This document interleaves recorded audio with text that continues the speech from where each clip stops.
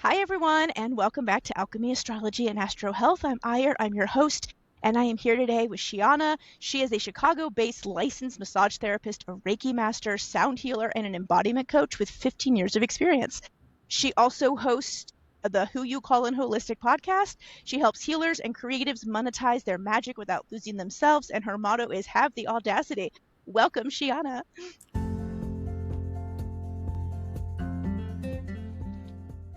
Welcome to the Alchemy, Astrology, and Astro Health podcast. I'm Ira Atla, medical astrologist, astroherbalist, and green witch.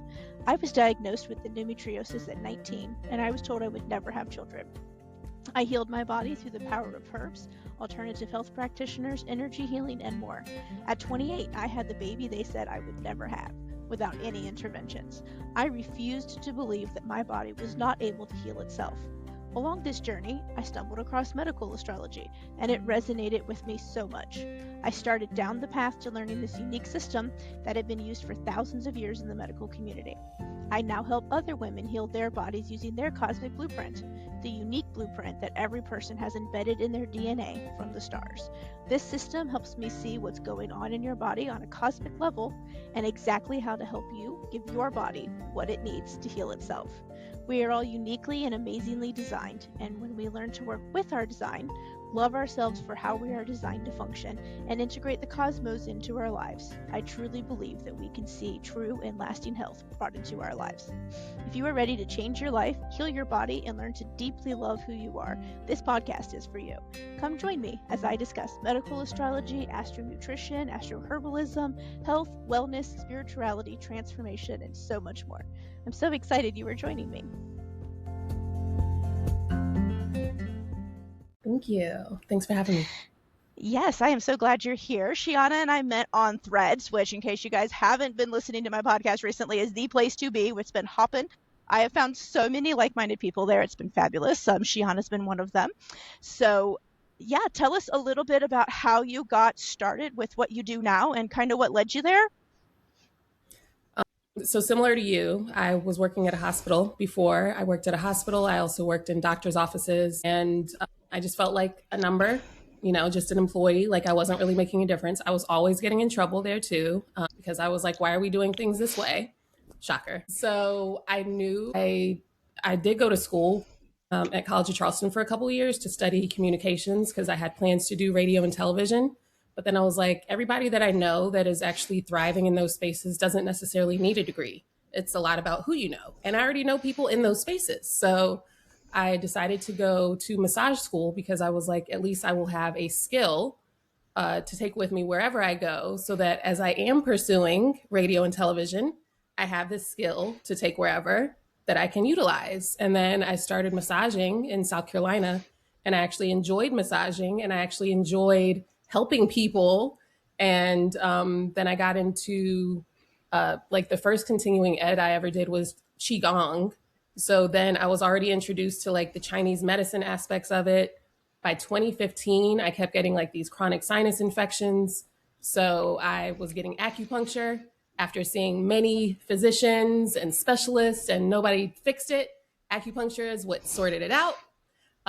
So then it really helped me bridge that connection of the emotions and physical aspects of that mind-body connection. And by 2017, I learned Reiki and started incorporating Reiki into my massage practice. And a lot of the clients were like, I don't know what you did last time, but can you do that again? So, because they were like knocked out, like drooling, like when I would leave the room and I'd say, the session's over or whatever, like I'd have to go back in the room and wake them up. So I witnessed that there was a change in how they were receiving the body work too. And it was doing a lot more than just massage.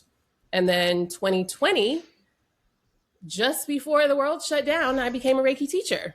So then I started leaning into more of the spiritual and metaphysical parts of this work, started offering more virtual remote sessions, started teaching more Reiki. And that's when I also launched my podcast that year too. So now last year, I just got back into doing more massage, but now I incorporate all those things all the time. Yes. I think so many of the people that I talked to on here all kind of started in a similar thing. Like we all started in medical and then we were like, oh, fuck this. It's It's terrible. It's not terrible. helping anybody. I'm not helping anybody while doing this. It's part of the reason why I left nursing was I literally felt like I was just a legalized drug pusher. All I did was just like I'm a drug dealer. I just gave out drugs all day. There was the holistic part of nursing that I had been taught in nursing school was literally just obliterated within like 2 years of me getting out of nursing school and starting practicing. And it was like, why am I even doing this? That, you know what I mean? Mm-hmm. The part that I wanted isn't there. And so I really love that you found like your own thing because you had some experience yourself with it. This is how I find most of us find our stuff as we go do it, right? As a client, and we fall in love with it. And yeah, acupuncture is amazing. Mm-hmm. I do acupressure a lot, not like the puncture because I have not been trained to use like the needles. But in nursing school, they actually told us what they taught us what they called healing hands, which was literally basically like Reiki, but they didn't call it that. Was Of how course not. like touch is healing, right? And how touching your patients in a certain way could heal them more than just giving them the pills. So we were taught all these holistic things in nursing school, and then we got out into the world, and they were like, "We don't do that." Yeah. Yeah. And I had the same experience with doctors not listening to me. And I literally had to heal myself of like so many different things because like the doctors just didn't care Yeah. about actually fixing things. Now, there's something to be said about the fact they don't have time to fix things a lot of time based on insurance and how that works. So there's that argument as well. And That's I'm a not whole other rabbit dismissing that. hole. Yeah, I'm not dismissing that. But I will say, after working for over 20 years with doctors, there are a number of them, quite a few that I have met and worked with, that just don't care. They just don't care to do more than give you a pill and shove you out the door. Yeah. And so it's really important that people can find practitioners like us. So now you've started back into massage and stuff. Do you have like an actual studio there in Chicago, or is this like people can you go to their homes? How does that work for you? No, I learned quickly that going to people's homes here was not going to be a thing for me. In South Carolina, I could just pull up to somebody's house, pull up in a driveway, park. Chicago is not the same. So I was No, it's like, not. I won't be pulling up to anybody's houses here. So I do work for a corporation here. So that gives me just the best of both worlds because then I'm there Wednesday through Friday. And then I have the other days to do this stuff Mm-hmm. and some of my other coaching work as well.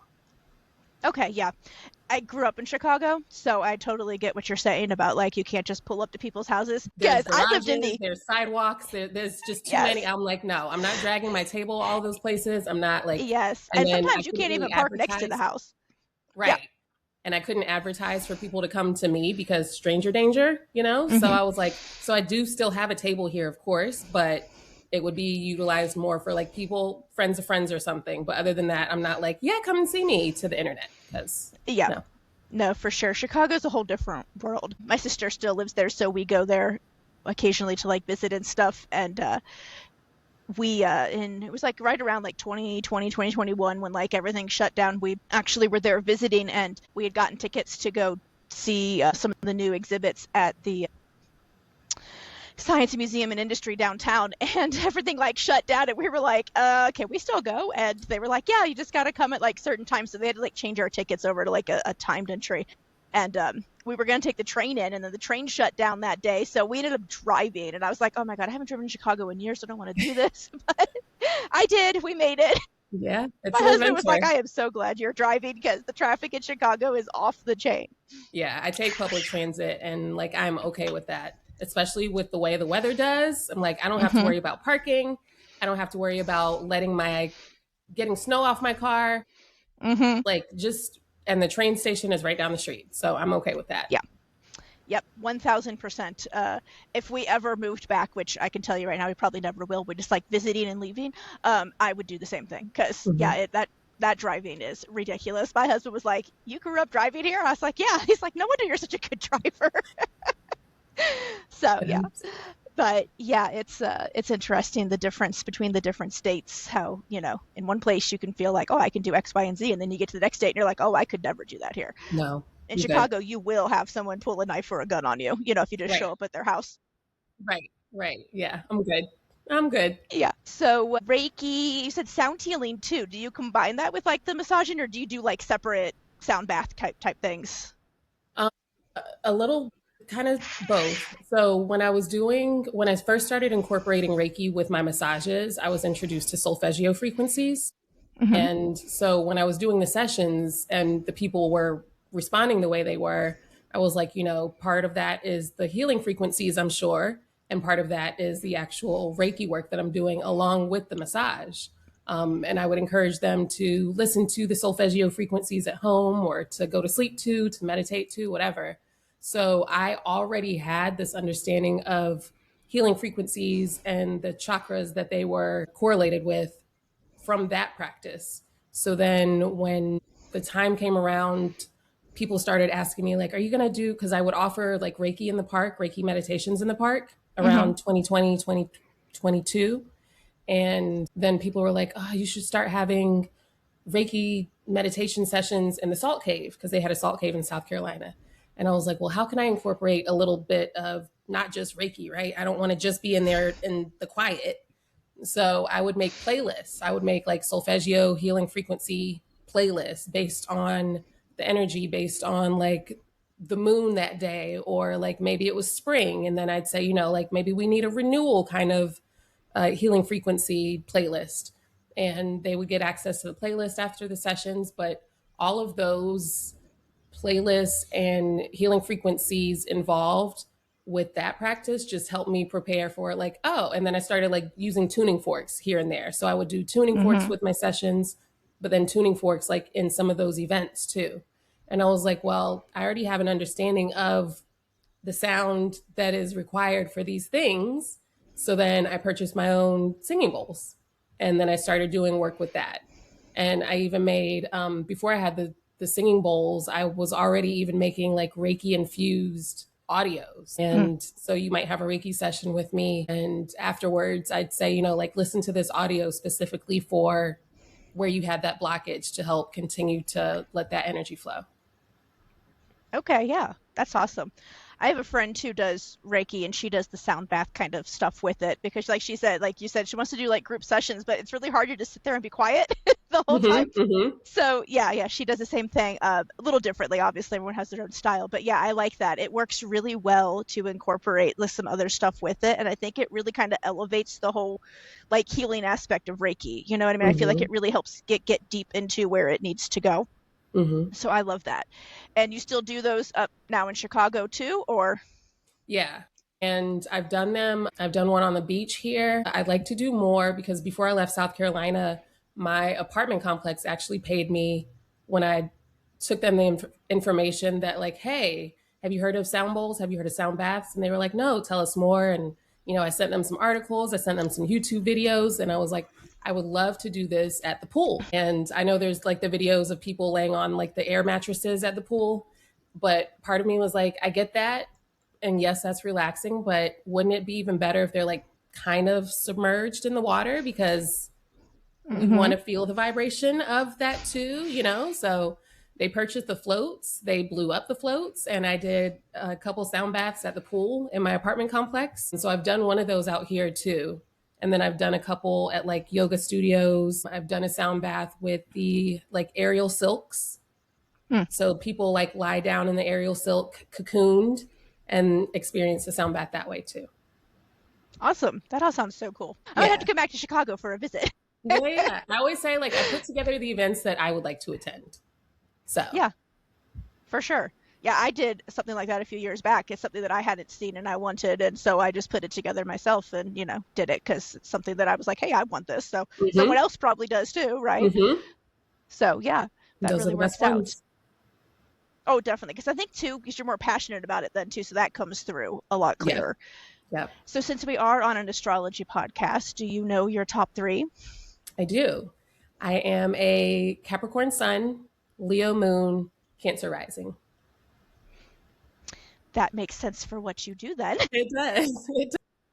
You got that good balance between the Capricorn and the Cancer, and then you have that Leo that just everybody like, oh, look, she's so fabulous and wants to come and like, hang out with you and do all that stuff. And my Leo moon is in my second house. So it's almost Mm. like I have to do things out Yeah. and show my face and be visible with my work, or I don't get paid. Yeah.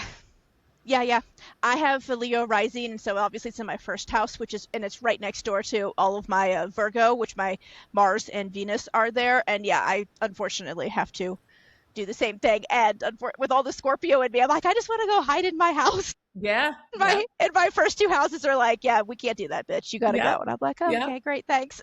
Yep. I'm like, I just want to hermit. I don't want to be perceived today. And it's like, Yeah. no, go show your That face. Cancer especially just wants you to like stay home. And Capricorn honestly is an earth sign, and earth signs like their houses. They make their spaces how they want it, and they do not want to leave. I got two Taurus kids, and girl, I got to bribe them to leave the house.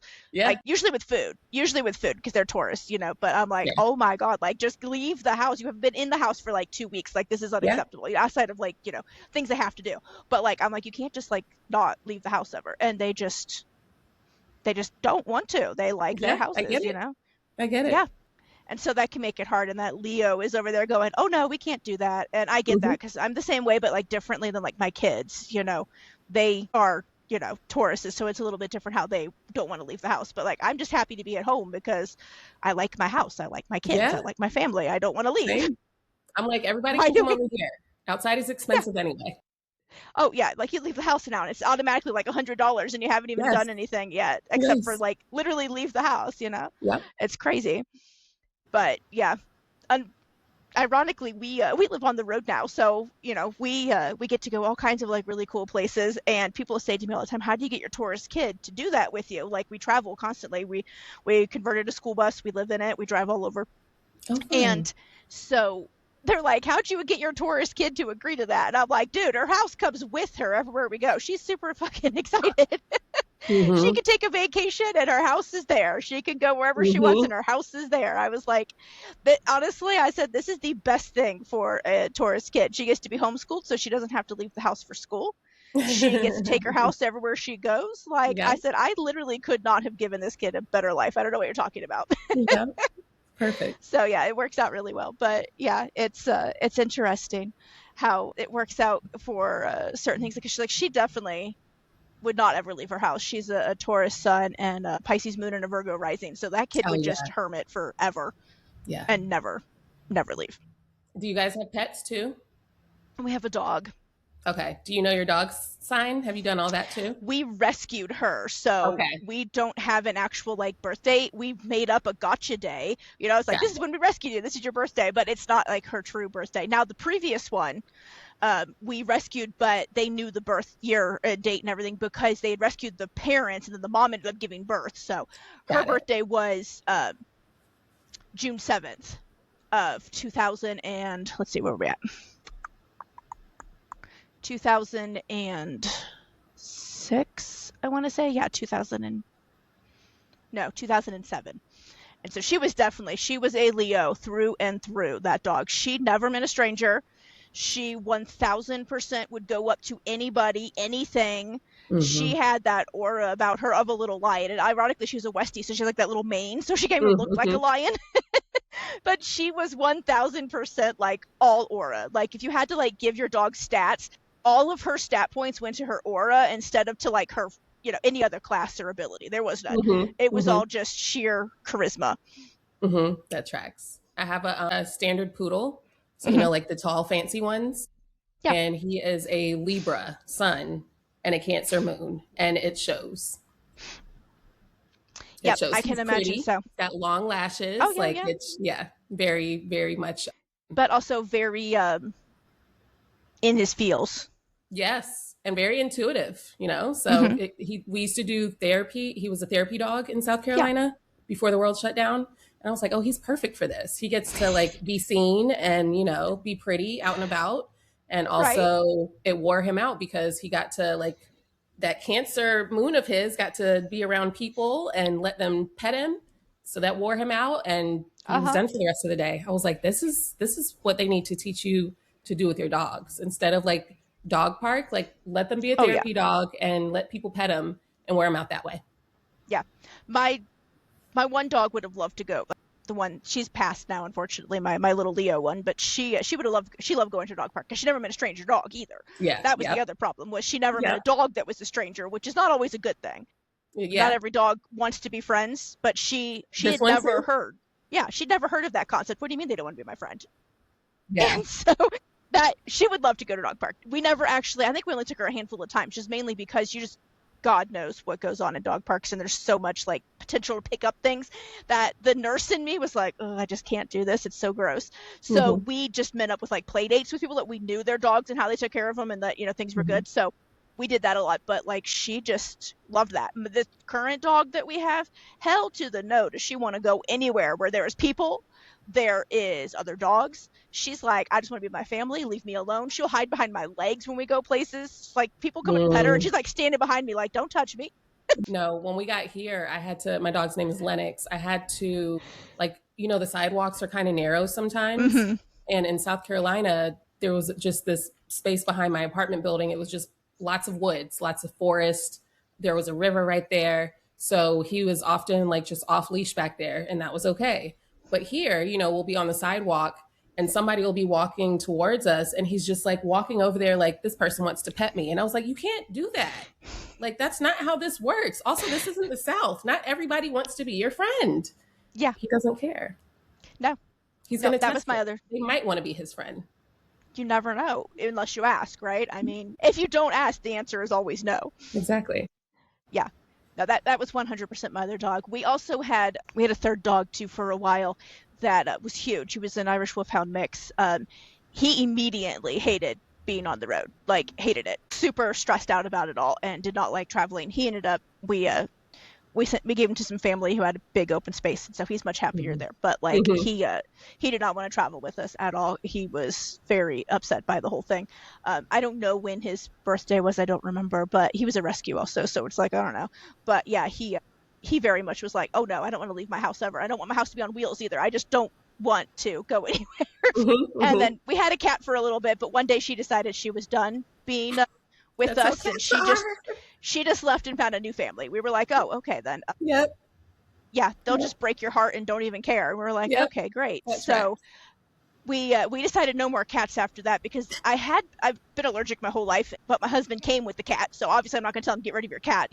So I was like, I'll just deal and take allergy meds. Well, once she decided that didn't want to be with us anymore and she left, I don't know what happened to me, but in the meantime, between now and then, my allergies have gotten a lot worse. And now if I get around Mm-hmm. cats, like my throat starts closing up, I get Mm-hmm. hives all over my body. And so I'm like, yeah, so now we can't get one, even if we wanted another one. We like Mm-hmm. literally Mm-hmm. can't, because my body is like, no. So like, I have nothing against cats. We like cats in this family. We just can't have them. So we're more of dog people because of that. We did have a parrot for a while that traveled with us. She loved it. Unfortunately, she passed away too, but she loved traveling. She liked going everywhere. She didn't like travel days per se, because she had to come into the car and she'd be put in a smaller travel cage for that, and she wasn't Mm-hmm. happy about that per se. But she liked travel days otherwise, because she could look out the window and see all the cool stuff, and so she liked Mm-hmm. that. She just didn't like the whole getting into the smaller cage thing. That's fair. But we had her for a while. We did come off the road for a number of years, so we had a whole bunch of chickens and rabbits that we raised. So we had a bunch of those for a while too. Once we decided that we were meant more for the road than homesteading, we sold those to people who needed them and whatnot. But we had those for a while. They were fun. We had ducks. The ducks we had were mean. Most people say that ducks are like sweet, and some of them were sweet, but we had some that were mule ducks, which we had never heard of. But apparently they were a cross between a goose and a duck. Mm-hmm. And so they're infertile in the fact that like even if you have like a male and female, they can't actually reproduce themselves anymore. So like they'll lay eggs, but like they're never going to have babies from them, which is fine. We weren't really looking to have more ducks per se, but these ones were mean. They had that like goose meanness in them, and they would like Mm-hmm. chase you down and hiss at you. They Mm-hmm. didn't quack, they hissed, and they would bite you. I mean, and I don't know, people don't know this who don't know ducks, but ducks have claws on their webbed feet. Mm-hmm. And so they would come and like hit you with these things and like try to attack you with their claws. We were like, oh my God. The kids could not be around them at all. We were like, no. I don't know what sign they were, but honestly, whatever the meanest sign is, so that's what they fell under. Let me Yeah, tell yeah, you. yeah. You could, yeah. Yeah, I So have we've had like the gamut. childhood memory of visiting because we had family like in the deep south and they had ducks. And I remember like, not wearing shoes as a child because that's just what you do everywhere all the time. And a duck biting my toe. And so ever since then, like I'm not fearful of ducks now, but I remember, they're not the Yep. friendliest. So I'm good. I'm good on having them around me in that capacity. Oh yeah, yeah. They definitely can be very much like geese some ways. Everyone expects geese to be mean, right? Yeah. But everyone thinks, oh, ducks are nice. No, not necessarily. Mm-mm. It depends on the duck. Some are, but for the Yeah. most part, they're really kind of not. And so it's like, yeah, we'll just stay away from them. We don't need them. But yeah, it's been interesting traveling with like a menagerie on the road sometimes. People are like, oh my god, you had that much stuff with you? I was like, yes. So what happens when you have a tourist that travels with you? They love animals, Yeah, that's like fair. love animals. She would literally probably have a zoo one day if she could. Mm-hmm. And so our oldest is also a tourist, but uh, he's an adult now, so he lives on his own. But yeah, they would totally probably have 5,000 things. So besides what you do for a living, what do you do for fun? What do you like doing that is just like what Sheanah likes and not necessarily you're doing for work? You know what I mean? Mm-hmm. Just big umbrella of just like my own thing, like whatever I'm called to. And because I've only been in Chicago for a year now, and like when I first got here, things were so shambly. So there was like no time to really explore. There was no, like, it was just survival. And it was just like learning how to get around because I didn't know where anything was. I didn't know how to get Mm-hmm. anywhere. I didn't know how far things were commute wise because things will say that they're a mile away. And then it's like, why does it take me 30 minutes to get a mile away? That is not how Uh this huh. works in South Carolina. Nobody told me this stuff. So now, like, I just recently kind of reset my schedule for like days that are designated for certain things. And when I moved here, I started saying that this chapter of my life is called Chicago. So I'm having like my Chicago adventures. So the plan is like to start mapping out days for the museums, like the one that you mentioned. I haven't been to that one. I haven't been to any of the It's museums awesome. yet. Yeah, and I hear good things about so many of them. I just recently went to my first show out here. I saw Hamilton, and so yeah, that's the plan moving forward. I have my calendar of all the free museum days. I would like to go to the aquarium with a nice edible, so that's on the schedule as well. And yeah, some of the other Chicago adventures. There's so many places to eat that I have Yes. barely scratched the surface. And there's also literally around the corner from me a Magic Lounge. So that is also on Okay. the to-do list. Yeah, yeah. Yeah, Chicago is great, but also can be very overwhelming if you haven't It's so grown up much all there. the time. Having lived there for a good portion of my life, like it doesn't feel near as overwhelming to me now. Like when we go places, now ask my husband and he'll tell you the exact opposite of that, right? Because he didn't grow up there and he's like, oh my goodness. Mm-hmm. But yeah, it definitely can be a little overwhelming. The food is amazing. I have to say, I don't really miss living in Chicago area at all. Even after having lived there as long as I did, but I do miss a lot of the food. So it's one of the things that we do when we go back is the food. Uh, but I remember talking about the commute. We lived 20 miles from where my mom worked, which, if you think about it, 20 miles is really not that far when you're Mm-hmm. driving a car and stuff, right? Mm-hmm. And it would take her 45 minutes to an hour plus sometimes to get to work in the morning Mm-hmm. because it was literally just like nothing but traffic and Mm-hmm. every lane was filled with like bumper to bumper, and so it would take her forever, and then it would take her because she got off unfortunately at rush hour at like 5. It would take her, she wouldn't get home until like 6:30 some nights from 20 miles away. Yeah. And like it was crazy because we would go at lunch sometimes when we had days off school. My dad was like self-employed, so he was able to like be home with us on those days off, and so he would take us sometimes to my mom's work at lunchtime so we could see her and we could have lunch with her in her lunchroom. We thought it was the coolest thing ever, eating in her lunchroom. Looking back now, I'm like, oh my god, I would never do that now. Please don't make me go sit in some corporate lounge and eat. But Mm-hmm. back as a kid, it's fun to visit your mom, Mm-hmm. right? So he would take us. It would take us like 15, 20 minutes to get to her work at lunchtime because there was nobody on the road, right? And it was like, Yeah. what in the world? It's crazy. But if you haven't already, you got to have the Italian beef because it's so good, and the Chicago deep So dish. Do you not like the Italian beef? It has some I got seasonings mixed that feelings don't about meet it. with. Yeah, I there got is some mixed feelings about seasonings it. that It's not really not on. It's everybody. not the top of the to-do list. It's kind of like if somebody had it and gave me a bite, sure, I'm not seeking it out. I Fair had a enough. whole deep dish pizza. What would I call it? Not trial run, like taste testing for myself. Like when Yeah, I first got here, and then I was like, I had my preferences, and then of course later everybody was like, well, nobody in Chicago likes deep dish, and I was like, oh. Okay. So then a friend of mine out here introduced me to like the place that you're supposed to go for like thin crust, good pizza. So then I was like, Okay. okay, I've had like my fair share The of whole the range. pizza in Yeah. Chicago. Yeah. Yeah. So there's still and hot dogs too. I just want ketchup and mustard on it, and that's frowned upon Yeah. here. I don't want all the I extra shit. Just give that me just ketchup and mustard. I don't even want chili. Yeah, I don't like Chicago style hot dogs. I will say that. I've made them in the past because like again, my husband's not from there. So, I was like, "Oh, here, you should try these because, it's an experience." He really likes them. I personally could, take them or leave them. That was not my one thing. I definitely am an Italian beef person, and that I make myself now, like from scratch. I have the whole like, recipe for it because I do like it. I honestly prefer the way that I make it. I'm Mm-hmm. probably just biased, because I like my own Mm-hmm. cooking, but Mm-hmm. that's good. But yeah, as far as like places to visit, though, the museums definitely you have to go. I remember going to the Field Museum as a kid, and they had built a whole ass pyramid inside of the Field Museum, and you could like go through it, and it was literally a replica of like the ones from Egypt, right? And it was Mm-hmm. so cool. And at the bottom of it, when you got through, because you started at the top and you got through out the bottom, you came into what looked like ancient Egypt at the time that they would have been building the pyramids, and there was Mm-hmm. all this stuff that you could practice doing, like they would have done, like how to move the bricks and stuff that they did to get them up Mm-hmm. into the place, and those things were heavy AF. I mean, even using like all of us kids that came on the field trip, we could barely move those things, and I'm like, Mm-hmm. what were they using? These people must have been strong.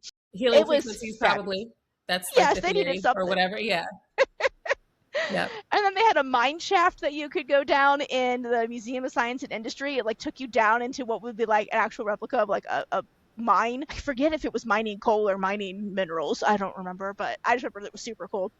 Like the museums are just really hands-on, which as a kid is really fabulous. As an adult, we maybe don't care as much, but Oh definitely no, I as a still kid was care. great. Yeah, Like it's still, yeah, because I'm gonna learn. I learn what I do massage. I learn hands on yeah, with the work that exactly. I do. Yeah. You'll love the if you go to the Museum of Science, they have a whole thing on like electricity and like touching it using hands and like all the different free. Oh, it's so cool. That one I think you'll really like. The Shed Aquarium is super awesome. We went there multiple times as kids growing up because there's so many cool animals there and things. I think yeah, an edible is a good plan to go there with Mm-hmm. because Hmm. the animals are just fabulous. They have a lot of dolphins and like whales and stuff. So Yeah, it's on the list for sure. yeah, for sure. So outside of who Sheanah is and what she does for work. Is there anything else that's like coming up that you're like, I just need to talk about this today? I think. Oh well, yeah, probably in what is coming to us in this current climate. What's going on currently, and that's I know like even in our brief convos through threads like DMs because initially like I used to have a freebie. I used to have like a free Reiki meditation Mm-hmm. to email whenever people would sign up for my email list and stuff. But more recently, I was changing a lot of my offerings and how to go about like with what I see coming and you probably recognize it and even like learning astrology and knowing the waves of certain elements and certain awakenings that are taking place and like it's always happening in waves, right? And I feel like Mm-hmm. 2020 obviously there was a big wave of it, and I feel like a lot of the people that were already offering a spiritual practice then are not to say graduating, but they're offering a different level of it or offering a different version of their work now, which I'm Mm-hmm. no different there. And I found like, yes, I was helping a lot of people with Reiki and sound healing and meditation and just like mindfulness and just like all the spiritual practices under the umbrella, right? I Mm-hmm. had like a gamut of them to share and to showcase, even on the podcast, like talking about them and talking about people's clairs and people understanding that they had these abilities and not being ashamed to share that they had them. But I feel like now what's happening is people have gotten all these certifications, people have learned Reiki, people have learned somatic things, yoga things, but they don't know how to offer them. They don't know how to Mm-hmm. share them, showcase them, put on an event, sell tickets to an event, like none of that. And I mean, even for me, like I was in massage school, but we weren't really taught marketing. And even when I took up Reiki, wasn't taught marketing with that either. So like there is already a disconnect, I think, in like the healer industry, because I think part of that path that healers go through even is like just learning to use their voice, because there's, like I know for me doing massage, I worked a lot with one-on-one. So there I Mm-hmm. didn't, and a lot of the majority of my clients were referrals. I didn't have to advertise anywhere. And then it was just one-on-one. So then when it came to the pandemic and I was like, well, massage is weird right now. Like, how am I going to offer this other stuff? Like, I really had to learn it. And Mm-hmm. I think like what we're seeing now is that shift of the people that have been learning the things that they want to offer, but not knowing what to do with them. And like they're becoming a need and really like a critical demand for their work now. Mm-hmm. So I have like this, some of my offerings are like, yes, I'm helping people who need Reiki, people who need, mind body practice support. But there's Mm-hmm. also that I'm also helping the people that don't know what to do with the gifts that they have and how to help the people that they need to help. So I made a video even recently about what I think we're going to have to really focus on, because just like the pandemic made us aware how important community is, I think what is happening right now is making us more aware again of how much we need to rely on our neighbors and our community and what that Mm-hmm. looks like. And, we're actively seeing businesses close and brick and mortars shut down because like they just don't have the funding, they just don't have the traffic. Mm-hmm. But then there's also like these people that need places to offer their things and to offer Yeah. uh, their gifts. And so I think like a, another part of what we're going to see moving forward is like how important community is in those spaces of Yeah. businesses and practitioners working together to help their community with Mm-hmm. what they can do together. Hi, everyone. Ira here doing a quick interruption of our favorite podcast just to tell you about something awesome that I am releasing here soon. It is called Cosmic Motherhood, and it is for you if you either already have a child or are wanting a child and are waiting for that to happen, or if you just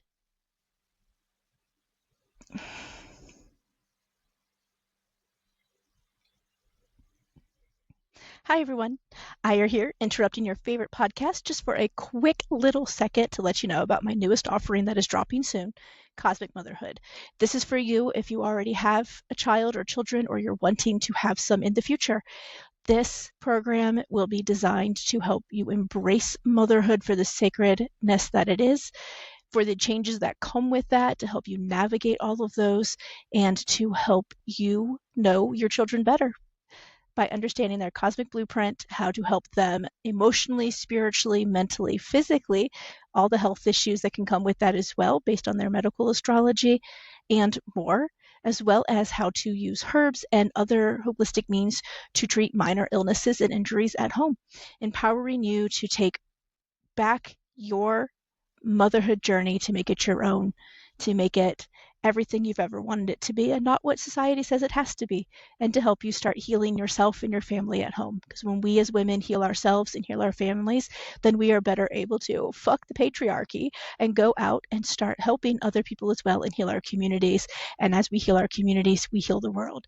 So I would love to have you there. It's Cosmic Motherhood. I don't have an exact date of when it's starting yet, but there is a wait list for you to join if you're interested, and that is at atlaastrology.com/cosmic motherhood. Again, that's atlaastrology.com/cosmic motherhood. It'll be in the show notes as well. Come join me for a journey to the depths of your soul and back. Embrace motherhood for everything that you've always wanted it to be, and help to learn to heal yourself, your children, and eventually everyone around you. I'll see you there. Yeah. Oh, yeah, I see that too. So much so already because, like I said, we live on the road, so we see a lot of like different perspectives from all the different like states and people that live in them, even different countries, because when we winter in Arizona a lot of times, and there's a lot of people that come from like Canada and other countries, and we see a lot of Mexico residents and stuff as well. And I see them asking for those same things. Like they want community, they want that human connection. And there's such this big push for like AI and pushing like people out of things that is so annoying to me, because right now is where we need human connection the most, not the least, but it's purposeful that they're pushing this because they don't want us to have that, because people working together are always stronger than people being divided. Mm-hmm. And our government, especially in the US currently, is working very hard to divide us, Mm-hmm. and telling us that there's so many differences between us. But you know what I see living on the road and talking to all these different people, and just this podcast and talking to all my guests? We all are exactly the same. We all want a lot of the same things. There's several people that are obviously just, they're going to be jerks and assholes no matter what, right? Mm-hmm. You have those no matter where you are. Mm-hmm. But what I really see is truly everybody feels the same way. We don't want AI in our lives. We don't want less human connection. We want community. We want people. We all want people prosecuted for the crimes they've committed against children. Like we see Mm-hmm. all of this, and I don't see a divide. I don't see Republican versus Democrat versus whatever. There's no divide on anything. No racial divide. We all, and the community that we stay in during the winters is multiracial, multi-ethnic, and we all help each other out. Like we had our car break down, and we have like the bus that we live in, obviously, but then we have like our vehicle that we used to drive around, and it decided that it was just going to up and die on us. The alternator decided it was done. And immediately we had people showing up when we put out a plea about, hey, our car's not working and we need to get it diagnosed. We had some guy show up and with one of those readers that you plug into the car to figure out what's going on, code readers, and he read the code and he let us know what was happening. Someone else took us to the store so we could get an alternator. Once we figured out, another one literally helped my husband put it in, because it was going to be $2,000 to have it put in by somebody, or we could buy a part for $200 and somebody else could help us. Mm-hmm. And immediately, none of these were, not a single person was like, oh, well, what do you believe first? Or who did you vote for? There was none of that. Well, no one cared, because we were a community and we were helping each other out. We had someone let us borrow their car. So, because my husband was actually at work the day that the car decided to break down, and I had taken him to a job. He's self-employed, like he has his own business, but he was at a job. And I had left him there because I was going to come pick him back up later because I needed the car for something. And the car like died on the way home. And I'm like, so I need to get my husband, right? He can't just not come back. So, they let me borrow their car and go pick him up. Like we all work out together. We throw bashes that we all, like, everybody brings their gifts, their skills. I attended a sound bath, like a sound immersion, where we did like the Reiki and the drumming and like all this stuff. All these people brought their skills to this thing. Before we left, there was an event where there was, a band that just happened to like form between people that like all play instruments, and they came and they did like a thing, and we had a drum circle after, and everybody just gets along. And the more we live like this, the more I see so much that the media is literally lying to us in this country, that we all are against each other, and that it's Republican versus Democrat, that it's issue versus issue, and it's not. When you talk to the people that live here, it's not that. None of it is. We all get along. We all love each other. We're all looking out for each other. Communities are stronger than ever. And I think that's what's really pissing everybody off, is the people in power don't like the fact that the plebes are getting together and taking things over. And honestly, I'm happy that we are. I love that. Like I said, I grew up in Chicago. I don't think I had a single, like white friend my entire life until we moved, because everybody in my community was a different ethnicity. It was fabulous. I grew up with that. And then when we moved to this tiny, small ass town in Western New York, where they literally were bragging about running a black family out of town by burning a cross in their front yard and dancing around it with white hoods, I looked at my parents and I said, we have got to go. I cannot live here. Like, you told me my friends could come visit. My friends can't come visit. I said, they're going to get lynched in our front yard. Yes. Yes. I lived in Georgia for a while too. So I get it. The South is rough.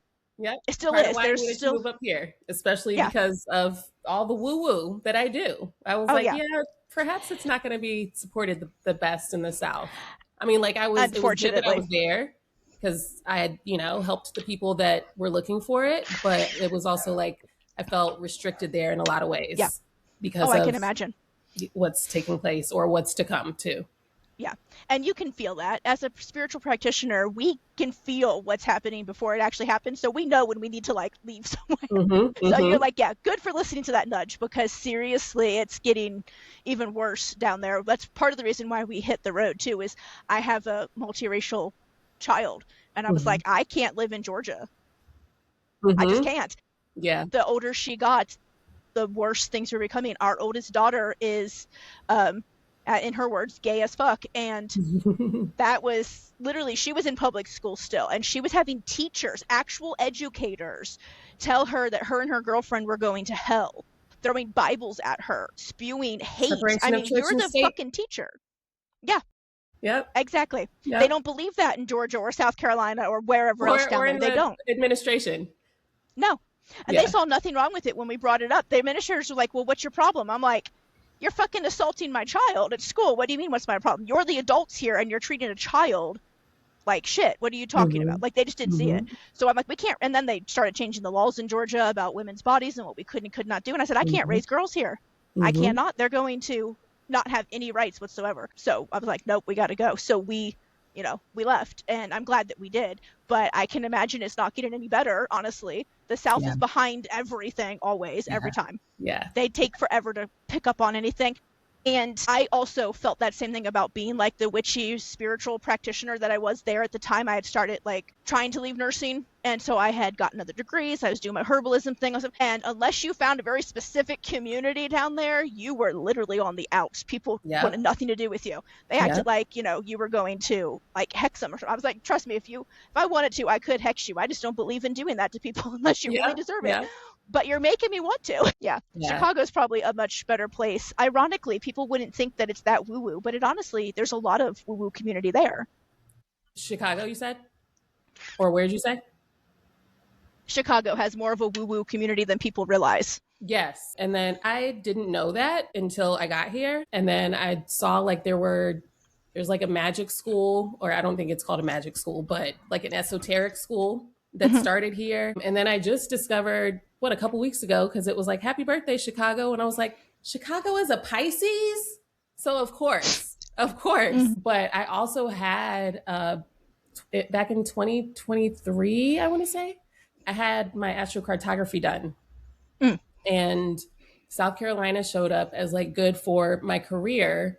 And I was like, could you do that again? Because like I'm already here right now. So she did it again and checked something else, parent lines or something like that. Mhm. And Chicago showed up as a place that would be really supportive for my career growth. And it mentioned like I had Venusian wealth codes that would be activated here, and Mhm. living in Chicago would also add like a Venusian beauty to my creative work. And I was like, that tracks. So like, because Mhm. I'm a creative at heart, like the Yeah. spiritual and healing work is a part of it, but that's also why I often refer to myself as a healing arts specialist, because yes, I do the other work, but I also like add my little razzle dazzle to it in some Mhm. capacity, so that it's still visibly appealing in some shape, form, or fashion. If not visibly appealing, then like it feels good, Yeah. Where's your Venus placement? Do you Capricorn know? in the seventh Interesting. house. Yeah. Well, it's honestly, people don't realize that Capricorn is actually very creative a lot of times, but it's not always, they don't always keep it visible to other people. It's more like an internal creativity or like a personal thing that they Mm-hmm. do. And so pushing it out into the world could be scary for them. That's that Leo, because that is only that Leo. Because I wouldn't. But that Leo is like, Yeah. bitch, you better show it. And I'm like, ugh. Yeah. And in the seventh house, that creativity is seen for like your community and your people, right? Like that's, so yeah, you really need, and more like, that's more like interpersonal relationships. The extra personal is like the 11th house, but still the 7th house. So yeah, you need people around you that help you thrive with that. And so Mm-hmm. moving to a place like that would be perfect. Mm-hmm. I had mine done, my astrocartography, back in, I think it was like 2024, I think it was 2023, somewhere in there, Mm-hmm. right around the same time as you. And I had never even actually heard of it until someone was like, I don't know, they put it out somewhere, Instagram, somewhere on social media, and I saw it. They're like, hey, I want people to practice astrocartography on it. I'm like, what the hell is that? So I had to actually Google it because, like, obviously I do medical astrology, so I know astrology exists in like weird little subsets, right? But like, definitely would not heard of that one. So I was like, oh, like once I Googled it and like figured it out, I was like, okay, yeah, like sign me up. I want to know. And like I said, I had mainly been East Coast based my entire life. We moved a lot growing up, so started in Ohio and then wound up in Florida for a while, then in Illinois for the majority, and Chicago area for the majority, and then we moved to that tiny little ass town in New York that I told you about, that's crazy as hell. And then I kind of got stuck in like the New York, Pennsylvania kind of area for a while because my mom got really sick, and so I was taking care of her until, you know, things either improved or, you know, didn't, whatever way we were going, we weren't sure, but took care of her. And then I ended up getting married to my first husband, wound up in Georgia. And so I'm like, she's like doing this and she's like, so where have you lived before? So I was like telling her, she's like, girl, you've been all over the place. I'm like, I know, tell me about it. And so she was looking and she's like, yeah, none of those places are good for you at all. Like, that's not like the line you're supposed to be on. She's like, it's no wonder you started thriving when you got out west, because the line that we mainly stay on for our winter gigs and even some of our summer ones literally is like, I forget which line she said it was, but it's like the line that I'm like meant to like live and be like out here. I was like, oh, no wonder it feels better out here. And so we have literally stayed here the majority of the time now. And not this past winter that just happened, but the one before that, we actually were out east for that winter, which we didn't want to be, but you know, shit happens, and sometimes you got to do what you got to do. So we were in Indiana, and whew, that was the roughest winter I have had in a very long time, and it just really sealed the deal on I am not supposed to be out here. Yeah, I have my Venus and Neptune line in Chicago. Okay. So I was like, of course, like working as a mystic out here is gonna be good for me. That tracks. That does. I think she said something was like my Pluto line and something else. I forget. I'd have to that would make sense. Or where you had bad happen, Pluto over there? Yeah. Yeah. Yeah, which would totally make sense, because like if you heard about my time in Georgia, you'd be like, oh yeah, that tracks. Yep. That totally tracks as to why that all happened. I was like, yeah, I was like, no, we don't want to be there anymore. Yep. But yeah, it's really interesting to find that, because I really wish I could remember what line she said was like out here, but it definitely, I will tell you, things are much improved being out here, so I'm just going to stay out here. But yeah, like it's amazing how you can tell that just from like your astrology of where even living would be better for you. Yeah. Like, I like my branch of astrology so much because it literally, I used it to heal myself, which is why I, you know, start using it for others, because, you know, like we do. We practice it on ourselves first, and if it works, which the majority of this stuff actually does work, despite what, you know, regular, you know, other practitioners will try telling you that are steeped in the healthcare field here in America, especially. It worked. I healed my endometriosis, which they all try to tell you is incurable, right? And I was like, I looked at the doctor when he told me that, and I said, the fuck it is. No, it's not. I'm like, my body is capable of healing anything. Especially, I got 5 planets in Scorpio. I can heal the shit out of anything. Like, my Scorpios are the cats of the zodiac. We get 9 lives, and we're very good at using all 9 of them while we're here on this earth, let me tell you that. But like, literally, I was like, oh hell no, that's not true. Our bodies are powerful beyond measure. I'm like an infinite being, of course I can do this. And so I just was like, I left that office bound and determined to just prove that it was possible, and started down the quote unquote alternative, you know, health pathways. And I did some acupuncture and traditional Chinese medicine, and I tried a whole bunch of stuff, and saw a naturopath and chiropractor and a fertility massage specialist, and all the stuff. And then I stumbled across medical astrology, and that's what lit me up. That's what really showed things to me that I was like, oh, okay. And then I was able to start like course correcting a lot of stuff that the other means that I had tried definitely were going along the same path, like for sure, like coming to the same conclusion. But I felt like their way was taking a little bit longer than I was willing to wait, because they're, you know, they just all behave differently and have their own path, right? Their own way of doing things. And I just was like, this jump started me like smack dab in the middle of everything, and I was able to go. So I, you know, ended up doing that. And yeah, I had a baby when they told me I wouldn't have a baby. They told me it would never happen. I had my daughter, my youngest daughter. My other 3 kids are bonus children that came with my husband. So I got all of my kids that I wanted. I only had to give birth to 1. It's a fabulous deal. And so I had her, and they told me I never would. And I was able to heal enough of it that I did end up getting a hysterectomy, but it was because of some of the side effects prior to like being healed, where some of the scar tissue from it had actually adhered my uterus to my bladder and my rectum. And I was having a ton of pain because of that, because, you know, it was doing things in your body that shouldn't be done. And so it was really affecting me. So they went in just to see, like, kind of exploratory. And then I wound up with a hysterectomy and a bunch of other stuff and 6 hours of surgery no one was expecting, because they had to engage everything from each other without perforating things that, you know, I needed to stay in my body. It was, again, definitely like a Scorpio thing to like go in and have a major transformation happen from a supposedly easy surgery, right? Because it rules the uterus when you're not pregnant. Scorpio does. When you're pregnant, Cancer takes over. But in the meantime, prior to that, Scorpio rules it, and it was definitely having a heyday on my uterus, let me tell you. But I have 5 planets in Scorpio in the 4th house, so I'm not really surprised at all that this all kind of showed up like that. And once that's when I saw that in my chart when I first started learning medical astrology, and I looked and I was like, oh crap, I got 5 planets here, and Pluto being one of those, and Saturn in my 4th house of a family. I was like, yeah, this tracks with literally everything that has happened in my life. I'm like, okay, this stuff is real. Like, I didn't even have to get further than that to be like, yeah, this stuff is real and it works. Let's figure out from here, right?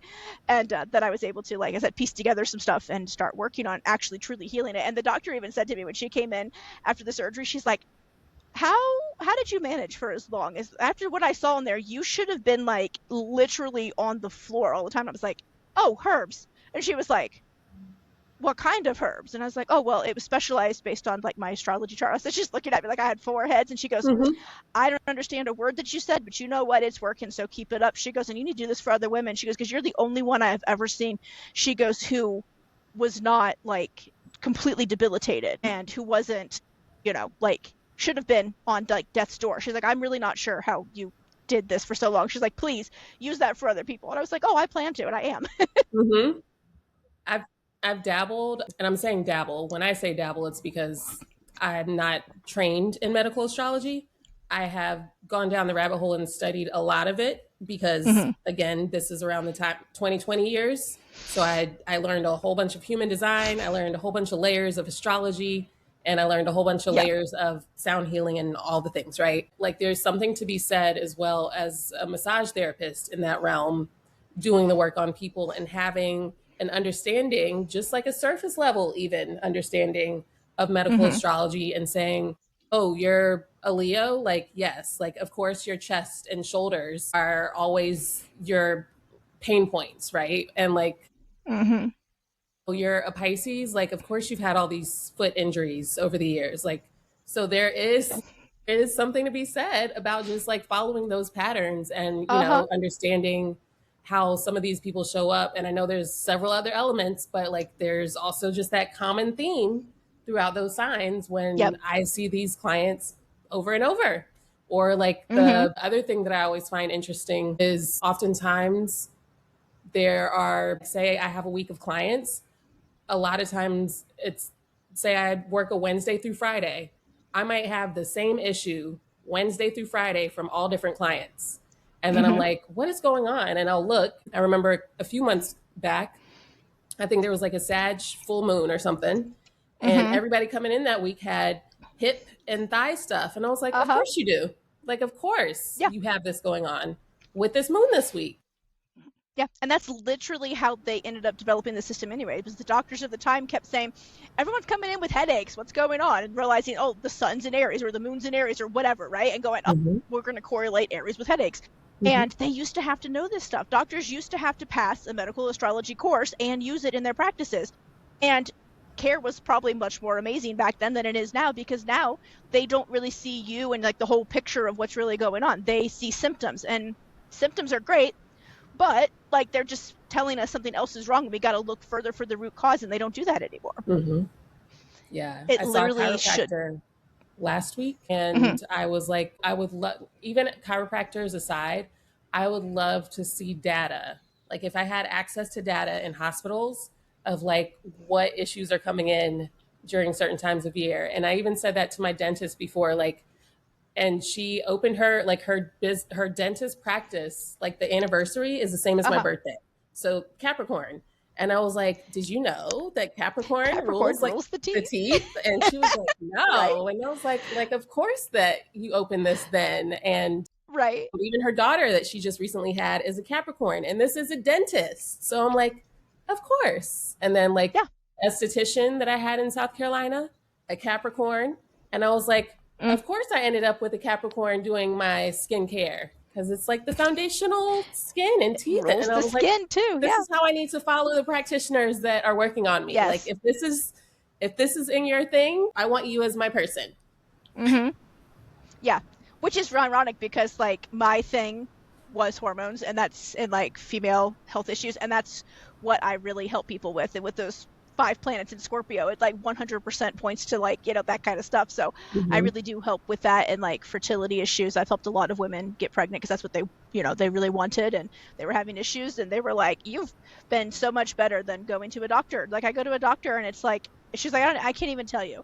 Like, I can't Mm-hmm. even tell you how, like, they don't even listen to me. She's like, and not only did you listen to me, but, like, you fixed everything. The one lady is Mm-hmm. like, oh my God. She's like, not only did I have the best birth that I have had out of all of my kids, she's like, I had the best recovery, too. She's like, and all I did was just follow what you said to do and listen to you, and you listened to me back. She's like, oh my God. She's like, you've healed me so many ways, because her first birth was absolutely horrible, and she felt very disempowered, and, like, they just, like, strong armed her into doing things that she didn't really want to do, but felt Mm-hmm. like she couldn't really stand up for herself. And Mm-hmm. so a lot of what we actually did wasn't even about like healing her body from that. It was just going through that emotional stuff and like how to really heal that. And we worked through getting the trauma of that out of her body so that she felt Mm-hmm. empowered to stand up for herself for the next birth. And then she got Mm-hmm. pregnant, and she said it went better because she felt more empowered to say no to Mm-hmm. To use everything her that she didn't voice. want than anything else. And she goes, Yeah. and the herbs help. She goes, don't get me wrong. She's like, I'm sure the herbal stuff you made helped. She's like, but honestly, just knowing how you taught me to stand up for myself and you helped me heal that part of the previous birth that literally like destroyed me, she's like, that helped more than anything else. Mm-hmm. And I was like, yeah, because you had someone who actually listened to you, like Mm-hmm. it's so disempowering to go and whatever. And I tell my clients this all the time. You hold all the power in that relationship because it's your body and it's literally your choice. You're paying them for a service. So if you're not appreciating the service you're getting, you can leave. You can find someone else. You can tell Yeah. them. And besides that, not only that, but we've been trained our whole lives, especially over here in the US, to like just give our power of knowing what's going on in our bodies and our intuitive nudges over to the doctors, and they know everything because they went to medical school. Yeah, but they haven't lived in my body for X amount of years. Yep. I know my body. I know what my intuition is screaming, and if you're not going to listen to that, I'm going to find someone who will. Yep. I mean, even when you And hear the like commercials for the medications that are all over mm-hmm, the commercials all the time, one yes, of the like side effects may include, and then they're like, if you're allergic to blah blah blah, don't take. Why would I take it if I knew I was allergic? How would I know I'm allergic until I start taking it? right? How does this Everybody's work? just doing the best they can and like making some educated guesses in all the fields. Yeah, and educated is an Loose, understatement for some of them. loose, yeah, Yeah, some of them definitely are not making educated anything. They're yeah, doing propaganda. yeah. Um, And I say that about and massage. Like, if you go to, not to shit on massage envy necessarily, but like sometimes people, they hear they need a massage. So they go to like what's most easily accessible, right? yeah, But they don't know the level of experience that any practitioner has there. So I'm like, you need to like research the kind of level of care that you need. Don't just go mm-hmm, to a massage therapist just for a massage. Like, get a massage that is catered to what you need. You might need yeah, lymphatic work more than just a regular massage. mm-hmm. Oh yeah, and it makes such a difference when you actually go to like a practitioner, because like with that Leo rising, I hold all of my stress in my shoulders and my upper back, right? Yeah. Always. And then then I start getting headaches, and I'm like, oh, I'm getting headaches again that aren't going away. Yeah. So, okay, it's time to go see. So I usually go about once a month. Well, because we travel so much, it's hard sometimes to have like the same practitioner for all the time. So you can only do so much research. So a lot of times I have wound up at like a massage envy just to like get just get in and get out and kind of get some relief. But let me tell you, the skill level between different practitioners in that like situation is drastically different. I've gone to some where they were like working the shit out of things and really hitting where I talked to them about and really helping and like listening to me, and other ones that were like, I'm like, dude, if I wanted this little like barely touch me thing, I could have had my husband do that at home for free. Mm-hmm. Mm-hmm.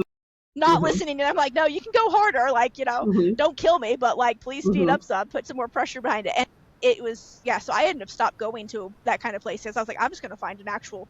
So what I've started doing is I've started asking the locals who they go to when we go places, and they'll drop all kinds of names, and Yeah. they'll tell me exactly who not to go to as well. Like Yeah. sometimes that's more valuable than who to go to. Tell me who Yeah. not to see. Yeah.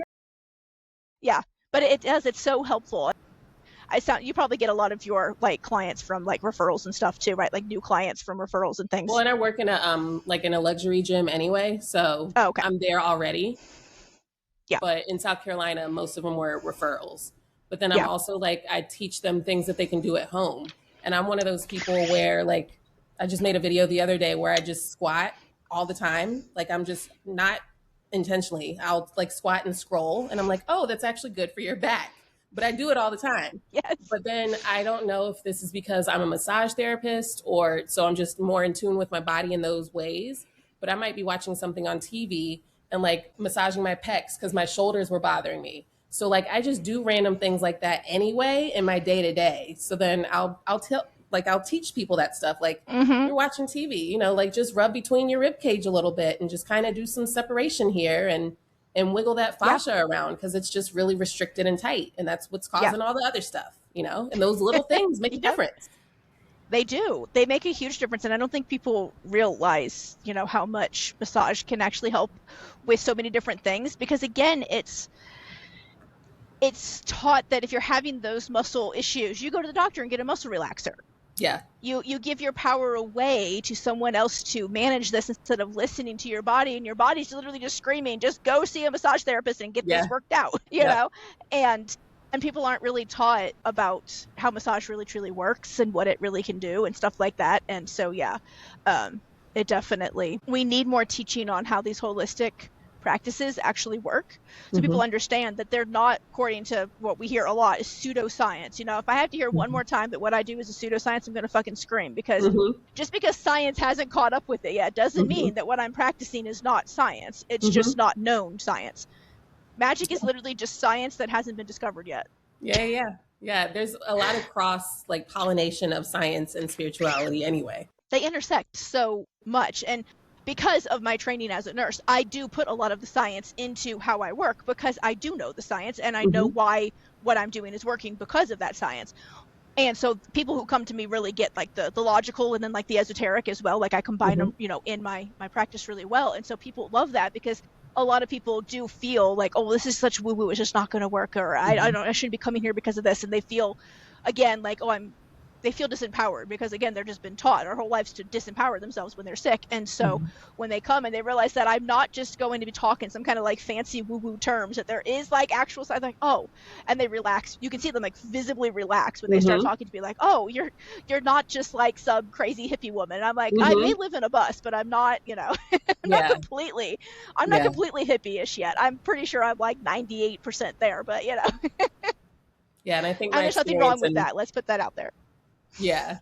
And I think my experience working at hospitals and just being a massage therapist, so having that, again, that science understanding in a lot of the things does make me more of like an approachable person when it comes to a lot of the woo-woo too, because I do have like, yes, I'm very spiritual. My Pisces, my midheaven is in Pisces, for context, just so you know. So yes, like I understand the other things, but like both of them are important. So I've had a lot of like healthcare professionals as clients over the years. Like that has been a lot of my base for clients. Yeah, I get a lot of like other nurses and even doctors that have started coming to me because they know me as like the nurse, right? And then when they come to me, they realize there's like a lot more. And then even that, a lot of them, and a lot of the nurses I actually work with are all kind of very much feeling the same way I am, that just that kind of healthcare is just not it anymore, and that we definitely need to be bringing more of these like holistic practices back. And so that's why they initially come to see me, is they know that, but then they still like the fact that I do still combine some of like the stuff that we learned in school, like we know we use all the time in our, you know, nursing practices. And so they really talk about that a lot.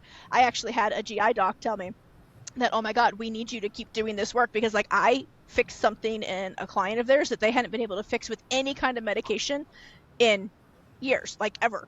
It was a patient who had esophageal cancer and had their esophagus removed and then kind of made a new one, how they do by using like the stomach. And so obviously like that messes things up a lot in the whole digestive system.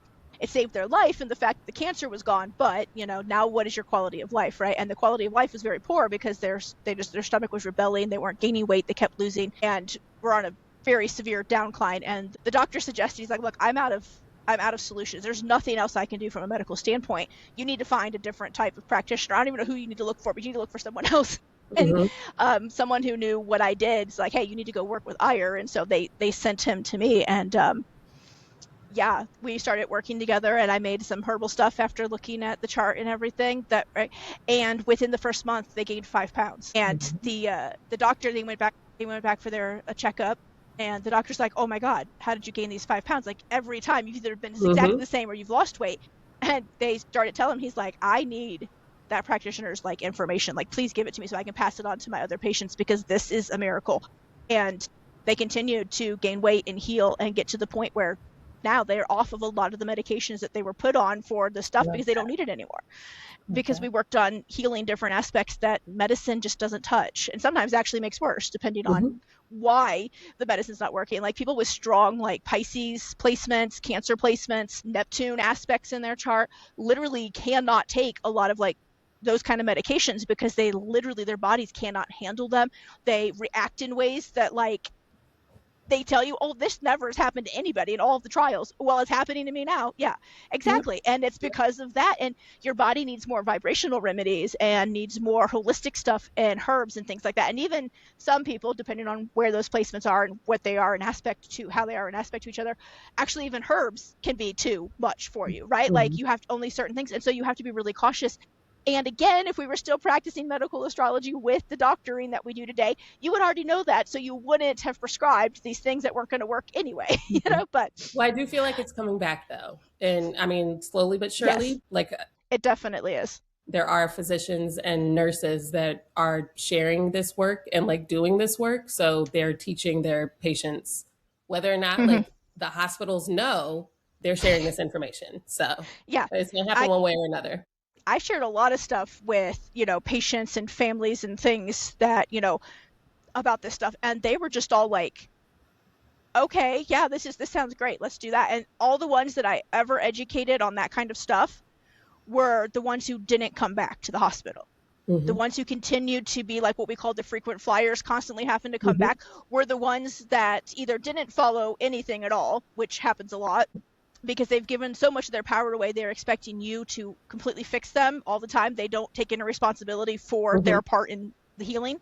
And then there's others that would follow it, but because, again, the medicine wasn't working for them, they would send it back. And so anybody that I talked to, and really I could suss them out first and like their vibe and feel if they were okay with like this information. But if I felt they were, I would give them this information. They didn't come back because they were feeling empowered to take their part in responsibility of healing. And there we go. Yeah. And we could go on about this probably for days because we've both been there, done that, but we are well over our time. So we're going to wrap this up, everybody, for listening. Thank you for tuning in. Sheanah, tell them where they can find you if they want to come see you, work with you. Do you do virtual stuff too? I didn't mention that. Yes. Let them know if you do. Yes. And all this information will also be in the show notes, y'all. Yes. I'm easy to find on purpose.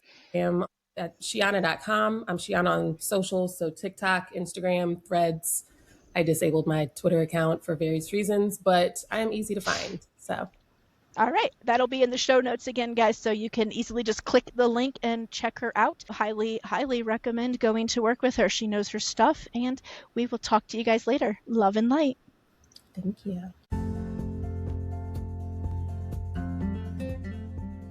Thank you so much for joining me for another episode of Alchemy, Astrology, and Astro Health. I hope you enjoyed today's episode as much as I enjoyed making it. You can find all relevant links to today's show in the show notes below. If you loved the show today, please subscribe, follow, and leave me a review. I love to hear your thoughts, and it helps me know what is a hit and to make more of that content, especially for you. If you want to learn more about me and how I can help you, head over to atlaastrology.com. There you can sign up for a medical astrology package, download my free sun sign and your health ebook, read the blog, and so much more. If you want to connect more outside the podcast, follow my Instagram channel at atlaastrology or join my Astro Connection community, the link to which you can find in the show notes. Until next time, love and light.